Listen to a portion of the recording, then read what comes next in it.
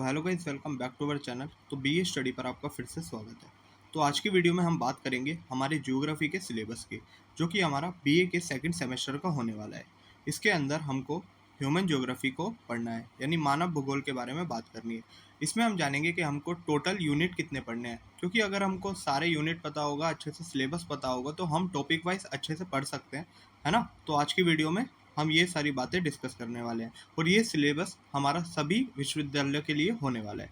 तो चलिए जानते हैं कि जो हमको मानव भूगोल है उसके बारे में हमको क्या क्या चीज़ें पढ़ना है। यूनिट वन से स्टार्ट करते हैं।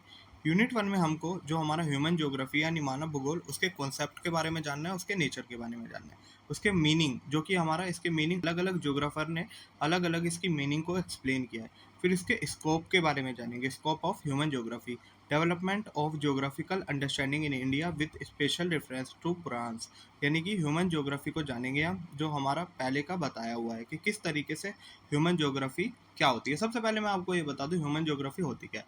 ह्यूमन ज्योग्राफी स्टडी है किसकी, जो हमारा ह्यूमन होता है उसका रिलेशनशिप होता है हमारे एनवायरनमेंट के साथ।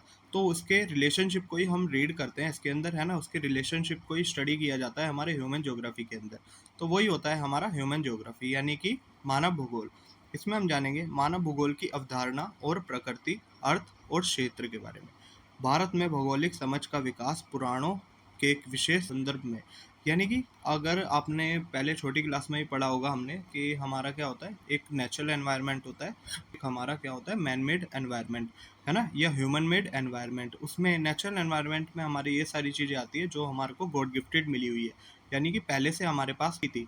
जैसे कि हमारी जो हमारे लैंड हो गई, हमारे माउंटेन्स हो गए, हमारा वाटर हो गया, ये सारी चीज़ें हमको पहले ही मिली हुई है।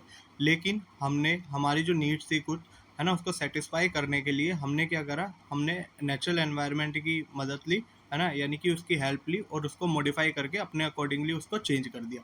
जैसे कि हमारे पास पेड़ होते थे, पेड़ को हमने कट कर कर क्या बना दिया, टेबल चेयर बेड ये सब बना दिया, क्योंकि हमारी नीड थी। तो हमने क्या करा, जो हमारा नेचुरल एनवायरनमेंट है उसके साथ इंटरेक्ट किया। तो इसी के बारे में हम रीड करते हैं, इसी के बारे में स्टडी करते हैं हम ह्यूमन ज्योग्राफी के अंदर, है ना। तो इसी को जानेंगे किस तरीके से ह्यूमन इंटरेक्ट करता है विद नेचुरल एनवायरनमेंट। समझ आया। अब यूनिट टू में हम बात करेंगे मैन एंड एनवायरनमेंट की रिलेशनशिप, यानी जो आदमी होता है और जो पर्यावरण होता है उनके रिलेशनशिप, जैसे कि हमने डिस्कस भी किया अभी, एक एग्जाम्पल को समझा भी, है ना। तो उसी के साथ हमको करना है। जैसे कि determinism, possibilism and neo determinism, ये तीन तरीके से हमारे जो रिलेशनशिप होते हैं, मैं आपको थोड़ी बहुत जानकारी दे देता हूँ। जैसे कि डिटर्मिनिज्म में क्या होता है कि कहीं पर हमारा क्या होता है, हमारा एनवायरनमेंट पावरफुल होता है, कहीं पर हमारा जो ह्यूमन होते हैं वो पावरफुल हो जाते हैं। और न्यू डिटर्मिनिज्म ये बताता है कि कहीं पर कहीं कहीं ऐसा समय होगा जब हमारा एनवायरनमेंट पावरफुल होगा, लेकिन कई कई बार ऐसा समय होगा कि जो हमारा ह्यूमन है वो पावरफुल होगा। जैसे कि मनुष्य और पर्यावरण संबंध, निर्धारणवाद, संभावनावाद और नव नियतवाद, इसके बारे में पढ़ना है हमको, यानी तीनों के रिलेशनशिप को समझना है अच्छे से। अब यूनिट थ्री हमारा स्टार्ट हो जाएगा। ये यूनिट थ्री में हमको क्या देखना है, यूनिट थ्री में हमें देखना है distribution of population and world pattern, यानी कि जो हमारी पॉपुलेशन है, हमारी जनसंख्या है, उसका किस तरीके से डिस्ट्रीब्यूशन हुआ पड़ा है। वर्ल्ड पैटर्न को समझेंगे और ग्लोबल माइग्रेशन के कारण क्या क्या है और कॉन्सिक्वेंसेज को समझेंगे। इसके concept of over population and under population, यानी ओवर पॉपुलेशन क्या होता है और अंडर पॉपुलेशन क्या होता है। जैसे कि जनसंख्या का वितरण और विश्व प्रतिरूप, वैश्विक प्रवास, कारण और परिणाम, यानी कि जो हमारा माइग्रेशन होता है उसके कारण क्या क्या होता है और उसका परिणाम क्या क्या होता है। अधिक जनसंख्या और न्यून जनसंख्या की अवधारणा, दोनों को समझना है हमको, यानी कि अधिक जनसंख्या क्या होती है, न्यून जनसंख्या क्या होती है, उसके बारे में बात करना है।